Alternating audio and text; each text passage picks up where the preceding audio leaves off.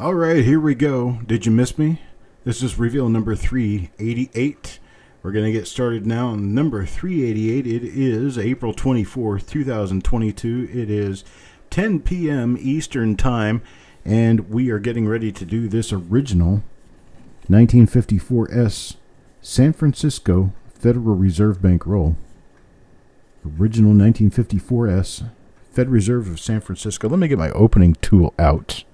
I can find it. Digging.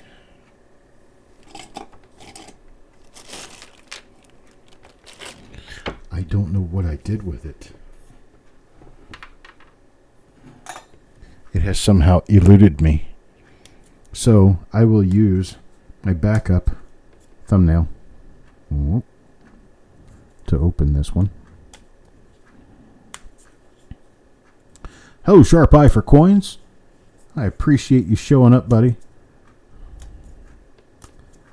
I have been wondering about you lately. Doesn't seem like you have been around much.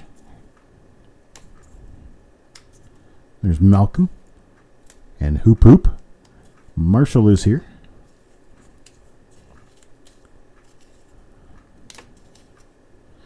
Tomorrow I'm probably going to get kicked off. I don't like to try to make like a promise or anything because I don't know exactly when I'm going to be able to get started on it, but I'm thinking roughly 10 a.m.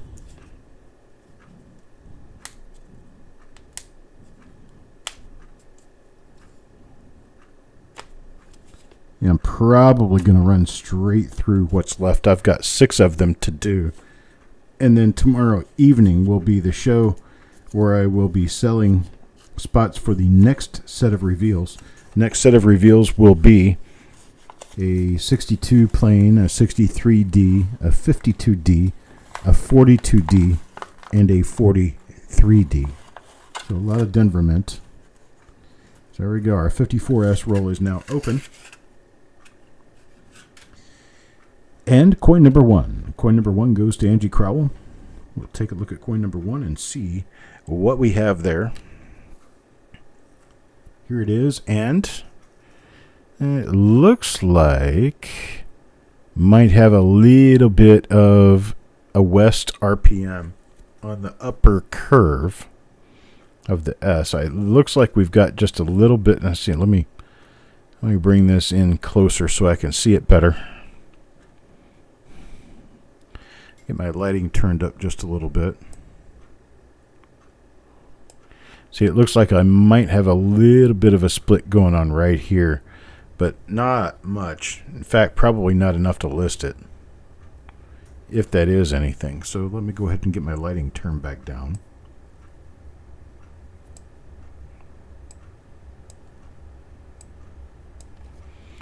My focus redone. And we will check the reverse on this. 1954 is not known for double die reverses. We'll check the first few coins, just for the sake of a whim saying that we looked, and then we will move on. So there's Angie, coin number 1. Unfortunately, not really anything we're going to get more or less bent out of shape about. Let's see what coin number 2 brings us. Coin number 2 is for Sureg. Let's see what Sureg gets. Well, rather eastly punched S. Not one part of this is underneath the 9 at all. That's not anything to get overly excited about, though. Unfortunately, that's kind of normal. But it looks like we have a normal 1954 S here.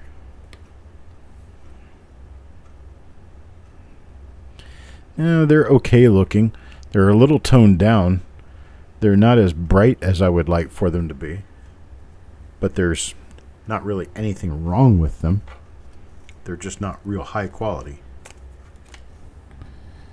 Here's coin number 3, Deanne. But a lot of times it's these rolls where we find the best die varieties. Check that out. And it's got the break between the 5 and the S. It's got the 9 and the 5, and the 1 has a crack on it. How much later could this get before it just explodes into little pieces?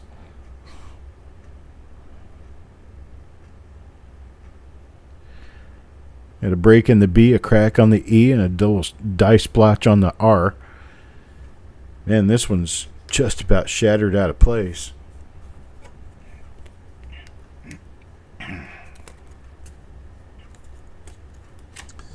All right, let's check out coin number 4, Paul Fitzgerald. Let's see what Mr. Fitzgerald gets. Ooh. No. Nothing on the mint mark on this one. Oop, got a little skid mark on his cheek and jaw. Little die crack below the E, showing it's about to turn into a die chip. But nothing else going on there. That's for Paul Fitzgerald. Let's take a look at coin number 5. This one will be for Eric. This one's actually a little brighter than some of these other ones. Maybe they get a little brighter as we get toward the center of the roll.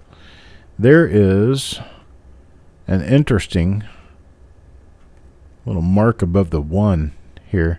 Looks like a pelican sitting on top of the 1, or a bird of some sort. Nice little marker. The 9 has a crack going all the way around it, but nice markers we have, but they're not the best looking coins. That's a nice chip on the... not a chip. It's a nice clash of the sea of scent behind the head there, but you can see how worn out the back edge of the head and the jacket are. It's like you can't really even see where it used to end. That's the sign of a very late die state coin for you. This is a very late strike with this die. That's right. Looks like a flame from a lighter. What you doing, Joe? How's life for you lately? I know that you guys got some snow the other day. I'm sitting down here like, wow, you're getting snow in New York. That's just insane. Yeah, you got nothing going on there. Nothing there. Nope. Nada for Stephen Dallas here. Let's check out coin number 7 now. You did, and you got 75 today. We hit, I think, probably 82 or 83 here today. So we did pretty well here. That could be an RPM. I don't see it, though. Gosh. I was kind of hoping for an upper split serif, but I just don't really see it. Where I passed by one of these, I believe, when I said that the S didn't touch any part of the 9. If you go straight up from the S, that's completely skipping the 9 altogether. See that little mark on the top of the 9? This little guy right here? That's damage to the master die, I believe, because there are a lot of 1954 S's that have what appear to be an extra curve to the 9, and that is not what that is. I'm not exactly sure what it was, but what I can tell you is that it's extremely common, and it's not a double die.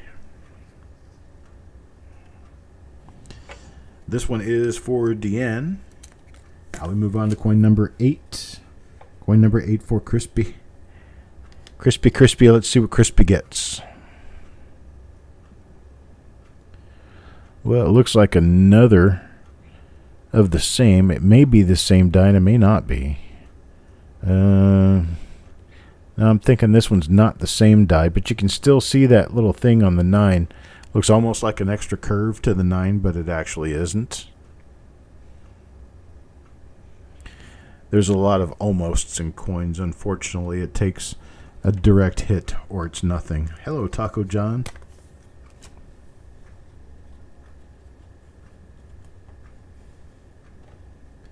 Here's one for Tim Crow. No known relation to Angie.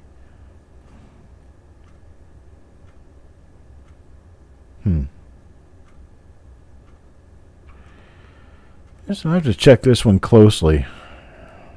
It looks like There could actually be an extra mint mark on there. Kind of hard to tell. All right, let me bring my lighting up so it's easier for you guys to see it. Here's what I'm looking at. We'll have to do an overlay on this and see what it actually looks like. But it looks like there could be an extra S right here. See what that looks like? And that's what I'm seeing. I don't know how well that works out, but that's what I'm seeing. I'm thinking. Joe, yeah, they're kind of woodies, but it's kind of just it's kind of a sad state of affairs of how they were stored. There was some moisture got into these, and they kind of changed a little bit. They're a little bit hazy. They're still uncirculated coins, but they're just a little bit hazy, and they don't quite look perfect. But this, I'm interested in working with this to see what it might be. This could just be die scratches. It could just be normal, but it looks like it could be an extra S right there. So I'm thinking, hey, yeah, it's not costing me anything to set this aside and take a better look at it later. But I saw that from like basically like this angle, and I wanted to bring it in and take a better look at it. So we'll see. We might even have more of these. That's got a pickle mark right on the upper lip. Make it easy to figure out that we're seeing this die again. A little die scratch inside the eye. And a little die scratch over the Y of Liberty. Let's see if I've got anything else around the date that makes it a little more obvious as being this die. Yeah, we do. We've got a die scratch. Appears a die scratch out in front of the 1. Ah, there's my chief marker. My chief marker right here is going to be this little stuff in the 9, because you don't see that all the time, and this is probably a permanent issue with the die. But see, my secondary S that I'm trying to make up here, basically, yeah, that's what I'm doing. I'm making it up, but I'm thinking that it's actually there. And if I do an overlay, and an overlay shows it to be perfect size, then I'm going to talk to Eric about calling the shot on this one, because I think it is. So that's for Tim. And we're going to go on to coin number 10. Crispy says he's a little biased. A little, huh? Meaning that you've got a coin in this roll? I got a pony in that show. This is not one of them. So with this one, I will continue to move on.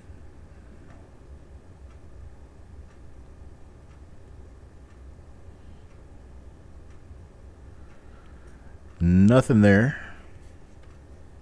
Let's toss this one in a flip for Malcolm and move on. There's Ron Perez for you. Let's see what Ron gets.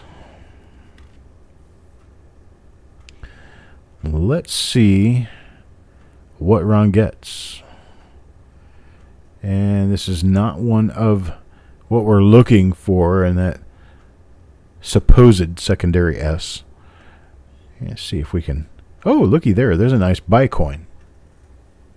Called a buy die error or buy die break because a chip between the B and the E of Liberty makes it actually look like Liberty is spelled L-I-B-I-E-R-T-Y, meaning the buy, B-I-E, is where the crack is. You can also have an I-I-B, you can have a B-I-E, you can have an E-I-R, an R-I-T, a T-I-Y. But most commonly, it's the B-I-E. And people collect those. People actually collect these. They'll pay a premium for these, too.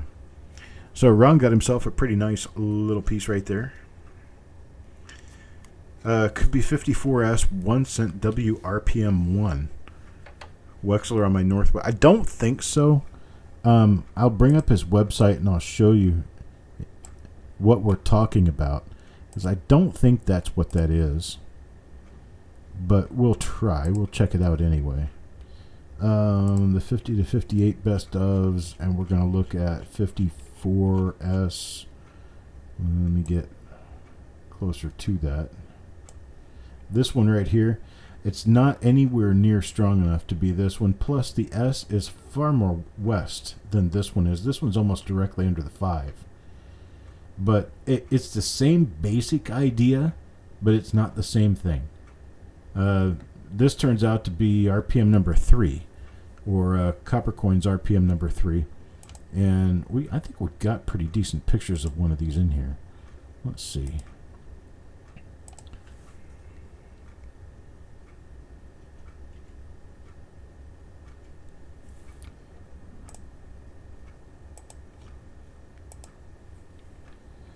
Yeah, we got some pretty decent pictures of it.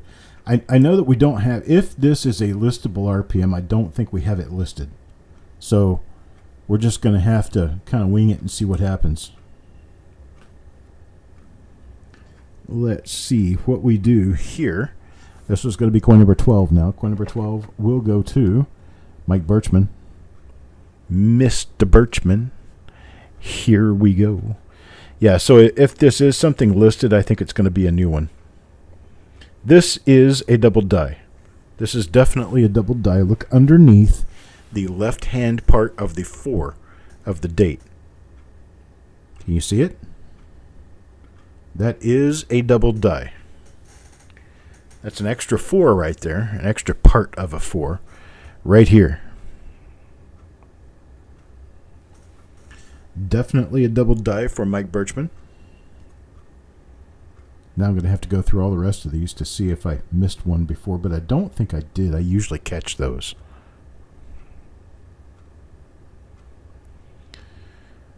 But definitely a nifty little coin. Sometimes you see it around the letters in trust. I don't see it here.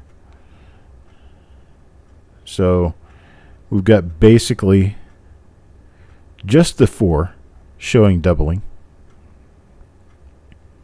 But it's a nice one. Mike, congratulations, good sir. Got yourself a pretty little coin there. Original bankroll. Should be able to find more of these, folks. I'm a-thinking. There's one with a filled top of the S. Filled 5, a crack on the 9. This is a very late dice date. Example of a 1954 S Lincoln cent. We can go around a little bit slowly and you can see just how torn up the design is on this die.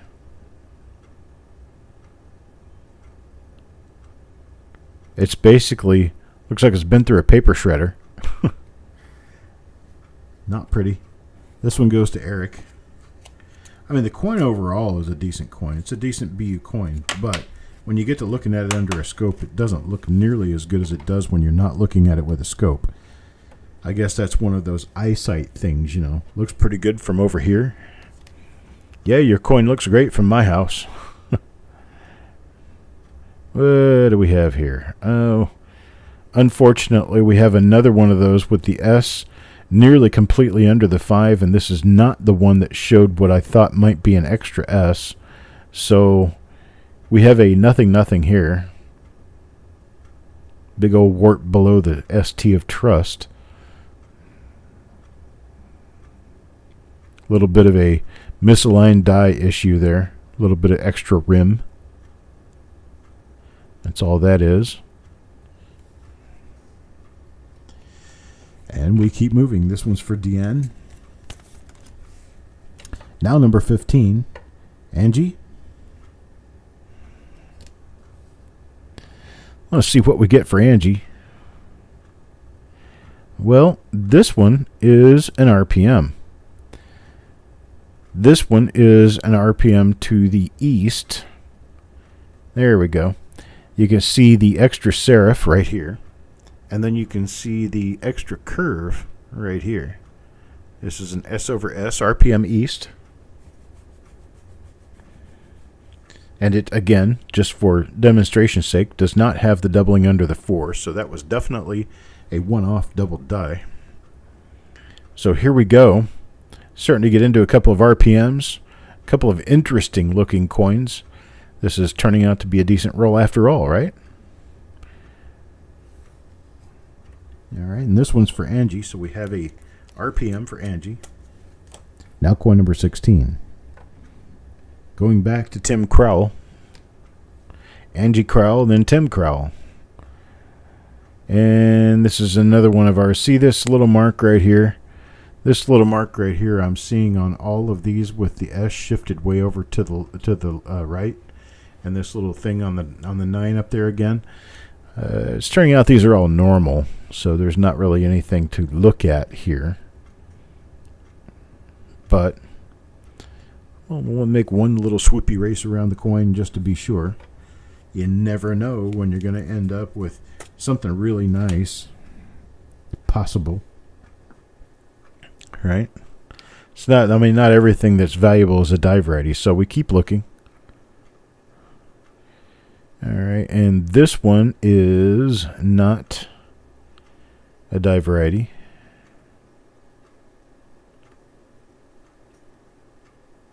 A little bit of machine doubling there on the IBE of Liberty. You can see how the actual size of the letter has been taken up a little bit by the doubling, and it looks like it's been scooped out. See the little lines where it looks like it's been shaved out? That is very indicative of machine doubling. That's what machine doubling looks like. So we got nothing going on there.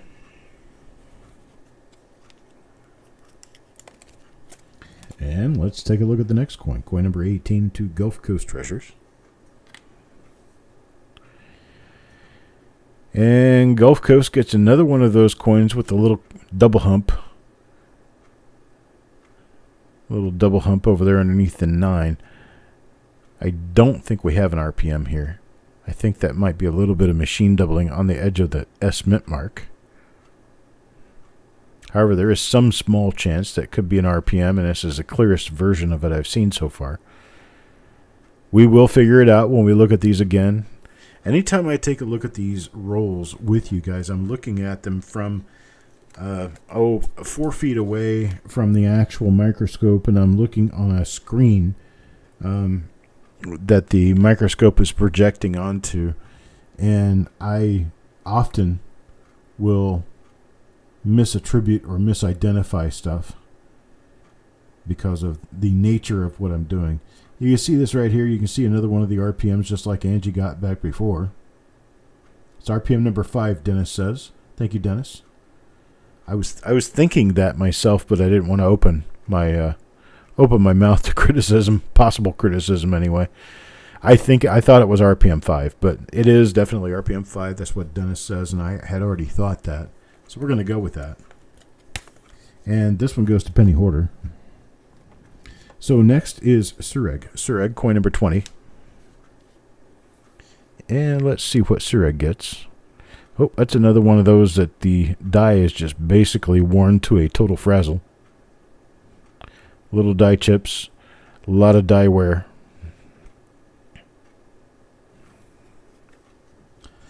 This was obviously a lot of coins that were struck a little later in the process for the year because these dies were basically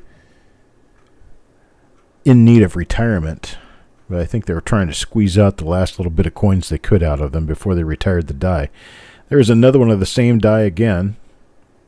Same die again. You've got a chip in the mint mark. You've got cracks on the date. You've got cracks in Liberty.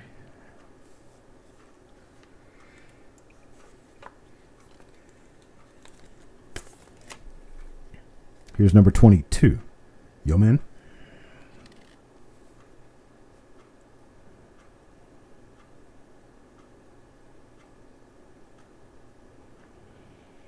None of the special stuff we've been looking at or looking for. So this one appears to be a normal coin. It is much earlier die state than some of the others that we've seen. But it's not a die variety. Here's coin number 23 now. Coin number 23 will go to Adam Chambers, which is Coins and Ghouls. Another one of the double hump coins. This does have doubling on the side of the S too, so I'm thinking, yes, this is an RPM. This is an RPM, S over S West. It's very closely punched to the 5 of the date. We'll have to go back and pick the rest of these out. I've been skipping over them because I thought that was machine doubling for a while, but it is not machine doubling. That is an RPM. Coin number 24. Donnie Wayne. Let's see what we got for Donnie Wayne here. If I can find the coin. Where are we? Here we are. Let's see. I have not yet found a second example of that possible S over S far northwest RPM. I've also not yet found a second example of the 1954 SDO that I found once so far. We have found now two different examples of the RPM number 5. Here's one for Paul Fitzgerald. Mr. Paul, this will soon be in your collection. What do we have? This is a much nicer, earlier die-state example of nothing. But it is at least a nice, earlier die-state example of a 1954 S. Lincoln Cent. It's in pretty decent shape, too. It's a nice BU. But it is nothing. For a die variety, anyway. Some people come here, they just want the 54S. So maybe Paul just needs a 54S. Oh, let's see. What do we have here? Here's another one. This is a later die state again. This is not the one with the humps. So this is a different die, but it is not the possible S over S Northwest. It's not the double die under the 4. So what is it? It's just another coin. Unfortunately, this one has, well, it has a number of striations on it, so it is a bit of a woody. Little machine doubling on the BE of Liberty. That's coin number 26. Now we're more than halfway through the roll. Here's coin number 27. This one goes to Eric.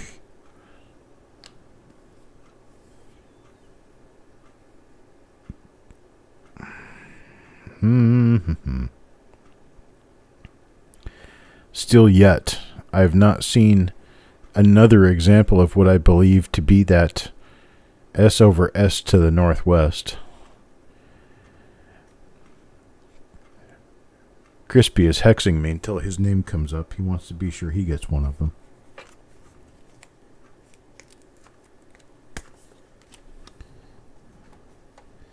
Now let's see, here's Carl. Let's see if Carl gets one. Nope, Carl gets one of the ones that's got the S connected to the 5. That's actually kind of cool. I kind of like that. That's like, wow. I think that's also, it's got a start of a bi. It's got a die chip in the B. It's got a die bump on the R. It's got some ickies on the die. The coin's not the best coin in the world, but it is an amazingly nice looking, like, what would you call that? A minor error, I guess, or it's just a, you know, it's one of those coins. It's just, you know, it's just really interesting. Doesn't have to be valuable to be interesting. There's another one of those. Busted up die of no real particular concern.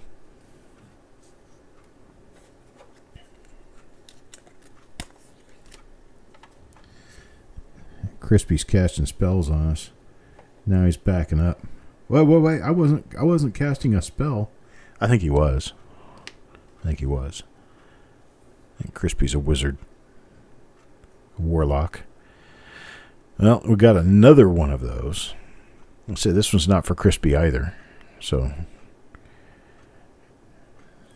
yeah, we can.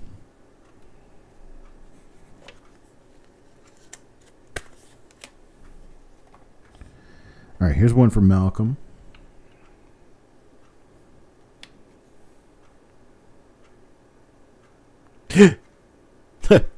Well, there is an RPM number 3. That is definitely RPM number 3. We've already looked this up. Now, that makes me wonder, was that other coin that I was looking at actually an RPM number 3 that was like, I don't know, maybe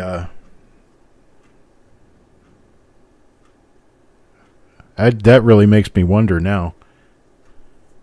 Because I was thinking maybe RPM number 3, and then I thought, nah, that's too weak to be RPM number 3. But then, well, this one's definitely RPM number 3. Beautiful, Malcolm. Very nice looking coin.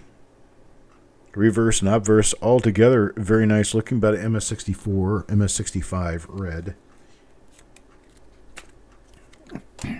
Very nice one. Like that. Here's one for Donnie Wayne. Let's see what Donnie Wayne gets. Donnie Wayne gets a coin that appears to not be quite as bright as the last coin.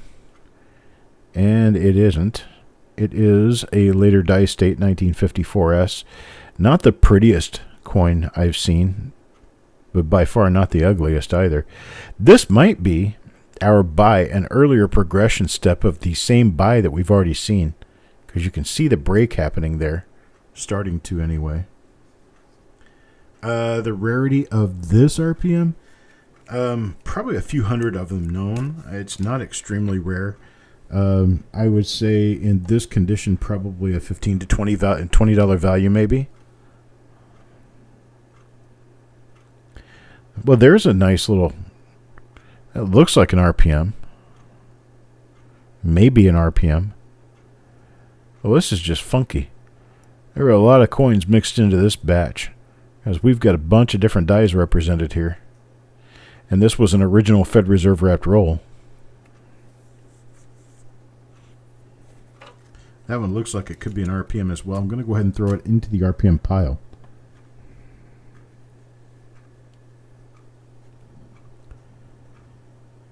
I don't know, Midnight. You talking about, I think it is. I think so. I think yes. Now that I'm actually thinking about what you posted there. No, this one's not an RPM. Sick of that for just a minute, but... And then the moment's gone, right? Nothing going on here. This one is a normal. That one's for Adam. Coin number 35 now. Coin number 35 for Sureg. Well, they might have put these coins away, but they were in this roll forever and a day. There is a number 5 again. This one's a better example. A little prettier example. Elite die state. 1954 as RPM number 5. So we've got number 3, number 5. We've got a double die obverse underneath the 4 of the date. We've got a couple of other possibles, including one that looks like a far northwest that hasn't been reported. Here's one for Stephen Dallas. Let's see what Stephen Dallas gets. Stephen Dallas. There's another one of the ones with the busted up die. This is an original Fed Reserve wrapped roll. That doesn't mean they all came out of the same bag. They could have dumped 4 bags into the machine. They could have dumped 10 bags onto the floor and then just started sorting from the floor with a shovel into the machine. You never know exactly how these were placed into the rolls. So it's not like these were all pressed at the same time.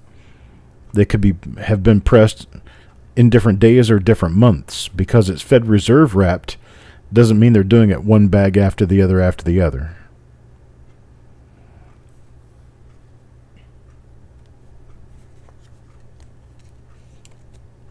That's for Donnie Wayne. Here's number 38 now. 38 for Yo Man.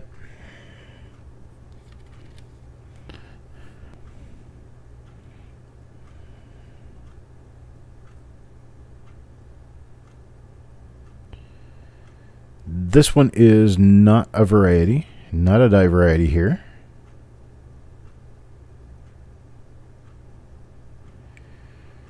I'm horrible. I've got like 50 rolls of 1954S, and I'm not opening them. They're just sitting here. Ron Perez, number 39. This was one of the original rolls I thought could really produce something nice because, well, it's original, right? This looks like another one of those ones It kind of, yeah. I think this is that same die. It looks like an S right here, but it's not the number 3, because the number 3, the S, is punched further to the east. So this is another one of the possible, maybe, perhaps, hopefully.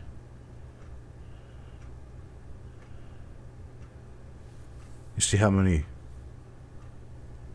words I put in there? Possibly, maybe, perhaps, hopefully. That means, I don't know. Right? Just I don't know. There's another one of those really cool ones with the S attached to the 5. This one's kind of nice. I mean, it's iffy for value, but it's pretty. I just like the way it looks.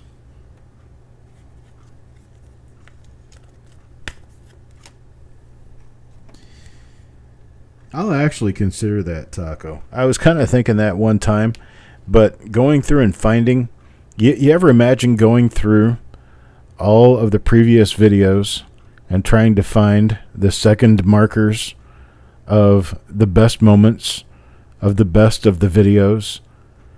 Even if I could just do that, there's, what is this, number 388? There's got to be close to 400 different reveal shows now.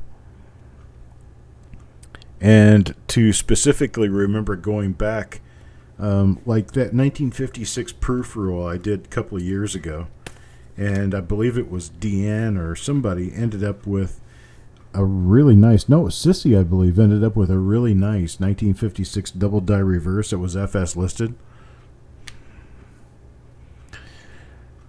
Oh, so you want people to like vote on it by giving me the time hack in the video that they think is one of the top, and I go back and look at it, and then we pick from that. That would be an idea. So my channel subscribers, all my channel subscribers, if you go back in the old videos, in the old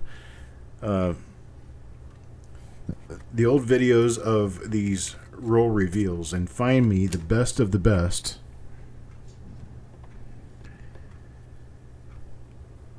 probably if we, let's see, I guess we'll pick 10. So we'll do a top 10 countdown of best die variety finds from Copper Coins roll reveal shows. And we will see what we can come up with as the best 10. So this will be the best 10, top 10 finds. And I'll give something free to everyone who is the first person to bring me the time hack for one that I choose to go in the video. There will be a freebie. Who knows exactly what that'll be, but there will be a freebie. I don't know right now what I'm going to be doing because, well, I'm just now getting into talking about this. But we'll have to do something more or less official.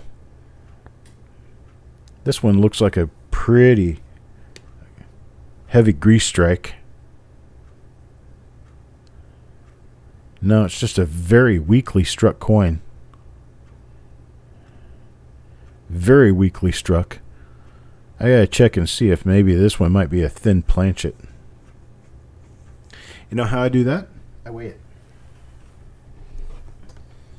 I don't have the camera power right now to show you what the scale says, but I will tell you what the scale says when I weigh this. If it's below 2.8, we have a winner. 3.11. 3.11 grams is just a very weakly struck coin. Very normal in every other way. That's how we do that. So there's one for Stephen Dallas.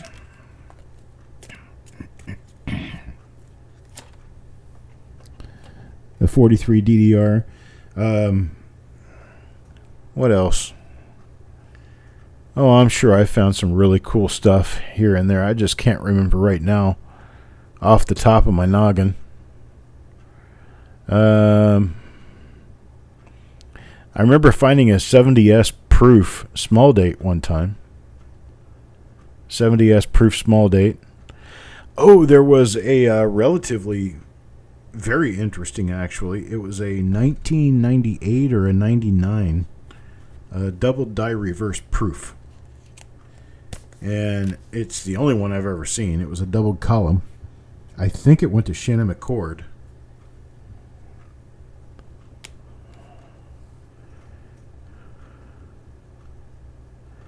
We're running into some really late die state stuff. This one's got a Larry on it too.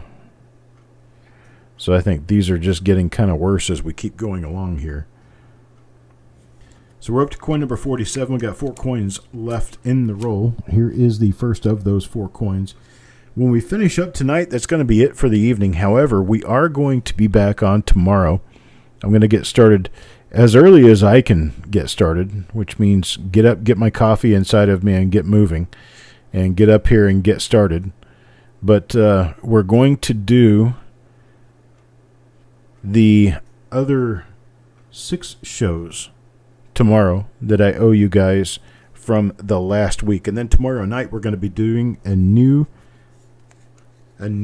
reveal show where we're going to sell the contents of 5 more rolls, 5 new rolls. 1962 Philadelphia, 1963 Denver, then 1952 Denver, 1942 Denver, and then 1943 Denver. I try to even these out as much as I can and get you the best prices on these I possibly can. And we'll do those reveals hopefully beginning Wednesday after the auction on Tuesday night. So we have a number of new opportunities for wonderfulness to happen. It's another RPM number 5 here. This is going to Ant2242. Because we could come up with all kinds of wonderfulness that can happen on these shows. The new unknown stuff is some of the best. I agree with you on that. Here's one for Ron Perez. That's coin number 50, last coin in this roll. Let's see what we have. Well, this appears to be... Yep, it is. It's a second or a third example, I'm not sure, of that one that you see here, the curve, and then you get the curve going on around here and then out this way. So here's what we're going to do. I'm going to do this live in front of you. We're going to take this coin and I'm going to bring it in close. Get it focused.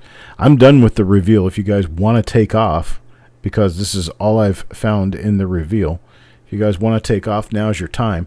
But if you want to watch what I'm doing, it could be interesting.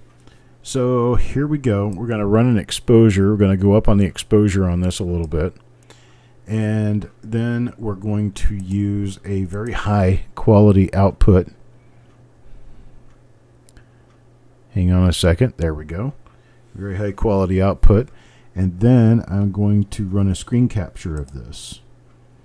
And, oh, hang on, I got to get, let's, okay, this will be Ron Perez's coin. We're going to use it as the example for this. We've got a few RPMs, 1 double die in this stack, a bunch of normal coins. Let me get all this moved out of the way.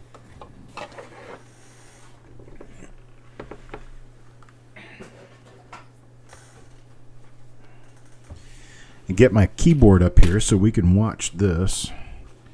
I'm going to get a new picture of this area right here. Okay, so I've got this, and now I'm going to copy this picture and close this and bring up Photoshop. Give you guys the opportunity to watch what I do. I'm going to figure out if this is an S mint mark right now.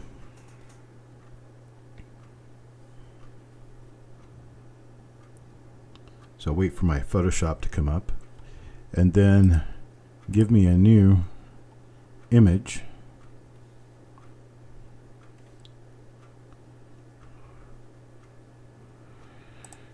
Okay. Then we're going to put this picture in there. And now I'm going to very carefully create a new layer on this. I'm going to use this funky little yellow color here. And I'm going to very carefully paint over the mint mark. Just like this. Now I'm going to get the exact shape of the highest profile of the mint mark.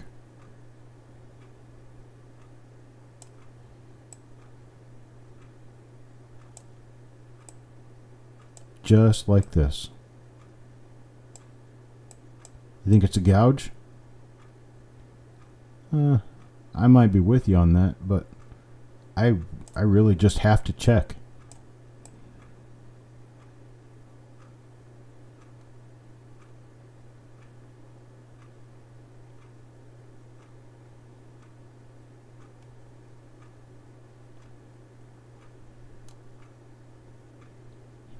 This is as much of it as I really need, so I'm not going to keep going. There's no point going further than I really need to go. Okay, so that, I take the opacity of it down. If it's not an RPM, it would be a gouge, yes. So now I can take it and I can move it this little bit here, and I can move it up here, and I can see that no matter what I do, it does not match up with what I thought. See, I was looking right here. So I'm going to set this over here, and I'm going to start a new little layer, and I'm going to trace this and see if I can make this match up with my regular S mint mark. I think it's going to work out to be too small, which means it's not anything. But anyhow, I've got a little bit of it right here, and it comes down just like this. I've got a little bit of it right in here, and then I've got a little bit of it right out here. And that's what I'm looking at right there. That's what looks like another S curve. So I'm going to take this layer, and now I'm going to move it anywhere I need to move it to make it match. Let's see if it will match. See, it doesn't match there. So if I flip it upside down, could it be an inverted mint mark? Look at that. There's some chance that it could be an inverted mint mark. See that? You get all your curves in the right place for that to possibly be an inverted mint mark. So I'm going to make this disappear, and I'm going to bring my other curve in that I used to trace, and I'm going to move it and bring it in upside down to see if it matches.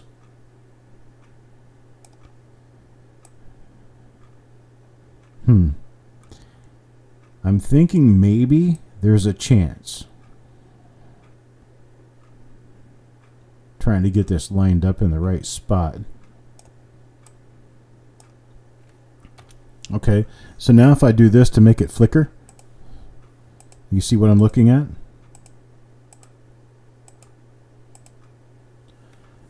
There is some chance, some small chance, that this is a partial inverted S mint mark. Some small chance, I said. It's not a very good chance, but it's a very small one. So there we go. There is some chance, some possible chance that this is an inverted S mint mark right here. So I'm going to show this to Eric. We are going to discuss it, and we will make a call on it tomorrow. I'm not sure which way we'll go with it right now. I'm probably leaning 75% to no, 25% to yes.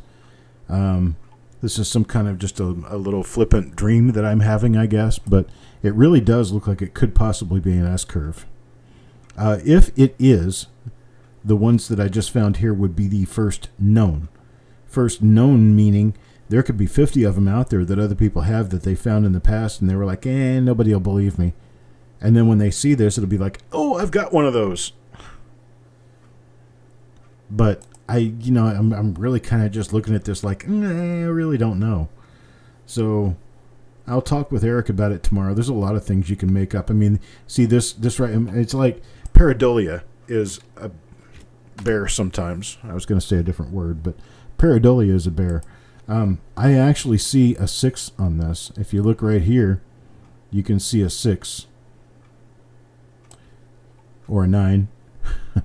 But see, that's not anything, of course. So it's one of those. Who knows what you're looking at? But we could at least hope, right? I'm going to save this document and send it to Eric and let him look at it and play with it. Go in here, save it in here, and this is going to be possible inverted 1954 S over S.